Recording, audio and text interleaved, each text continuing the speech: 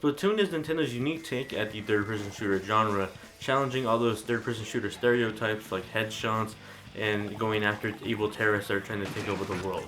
Splatoon is literally just a short, fun, colorful mess that just screams Nintendo's seal of quality running at 60 frames per second. Splatoon's big attraction and main focus is its online multiplayer mode called Turf Wars.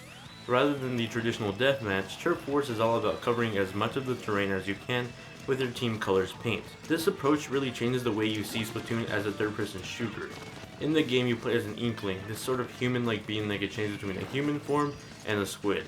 While in human form you can shoot as much paint as you want, just covering all of the terrain, and being able to switch into a squid allows you to travel much faster into your own colored ink, as well as covering different terrains like going up walls or going up hills. In contrast to that, whenever you're in human form or in ink, and you're in your enemy's colored ink, you actually travel much slower, leaving yourself vulnerable to attacks from your enemies. The single player story mode is a 5-hour campaign that I just didn't expect to have as much fun as I did. It's just a lot of fun.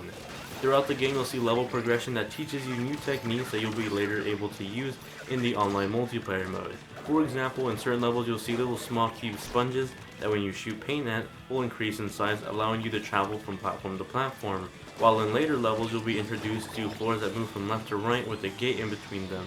This will later teach you that while you're a squid you can travel through these fences and cover more terrain. The Octarians are the enemies you face in the single player mode, and they're some of the most memorable and just really expressionable characters you'll see in the game. They're really adorable and just really well designed. But the biggest attraction of the single player mode are the amazing boss battles. These are seriously just some of the most memorable boss battles in Nintendo history. Without trying to spoil anything, I had a lot of laughs playing the last boss in this game. I really enjoyed myself. The single player mode was a lot of fun and it left me hungry for more levels, but that's really just the only problem with the single player mode. I wanted more. It's 5 hours long, but I wish there was more levels. Technically you can unlock more challenges using amiibo figures. These will unlock challenges that are really just older levels in the story campaign with a change in weaponry, thus sort of changing the feel of the level. Completing all these challenges will earn you some amiibo specific clothing that can only be unlocked through the challenges, as well as earn some coin that you could use to purchase new clothing and weapons for online multiplayer mode. Speaking of weapons and accessories, you could purchase these items at the many shops in Ecopolis. You could buy shoes, shirts, headgear, or just different weapons to change your loadout. The clothing items will give you new attributes such as spawning in faster or traveling faster in ink, different attributes that will help you in battle, while weapons will change your loadout completely, such as a different sub-weapon and a different main weapon and different abilities. There are also different types of weapons. For example, the Splat Roller sort of acts like a shotgun, the Splat Shooter sort of acts like a rifle, and the Splat Shooter Junior sort of acts like an SMG. And there's different variations between all the weapons that sort of change the attributes of it. For example, some rifles might shoot farther, but have less of a fire rate, and they might change vice versa. It's up to you as a player to sort of mix match all these attribute clothing with your weaponry of choice, which you could actually test in the test fire range in the shop, and ultimately just make your choice which weapon works with which best attributes for your own personal unique playstyle. Splatoon is a fun and unique take on the third-person shooter genre, a genre that just really feels like it's getting staler and staler the more shooters that come out. Splatoon was just a lot of fun and it left me hungry for more, and that's where the real problem lies with the game. The game just feels really short for what you're paying for. In the United States at least, it currently costs $60, but it really feels like you're paying for a $40 game with a built-in $20 DLC season pass. Let me break this down.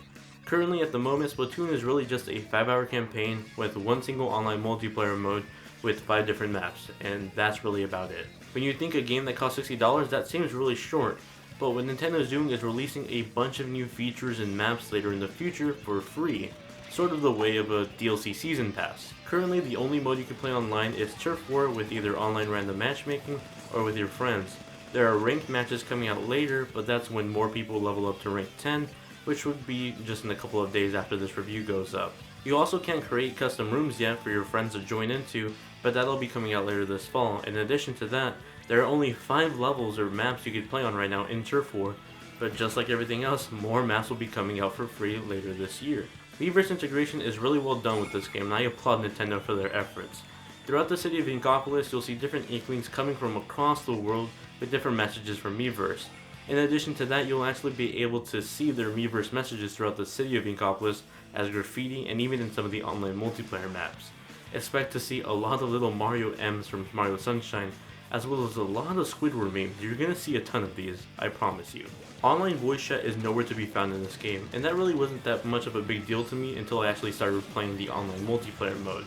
Online multiplayer mode just feels essential to have voice chat. Currently this bothers me so much, so if you do end up picking up Splatoon, please listen to me. When you play online turf war, don't skip your home base, just don't run into the middle of the field and don't cover your home base. It's literally the thing you spawn on. Cover it up. And that's something I wish I could yell at people online when I'm randomly playing online turf war, but I can't because there's no voice chat. Luckily when I'm playing with my friends I can hop onto Skype, and it works really well with Skype, but it should be built into it. Why do I have to go on my computer and use Skype to talk to my friends? It actually almost feels like an advantage to me, like I'm cheating, because it's not built into the game and it's really helpful. For a game like Splatoon that's really team-centric in terms of online multiplayer, to not have voice chat, it just feels really taboo. Speaking of multiplayer modes, local multiplayer mode is also an option if you want to play 1v1 locally. Although this mode isn't as fun as online multiplayer mode because you're only limited to being able to pump balloons for points. It's not really like turf war like it is online.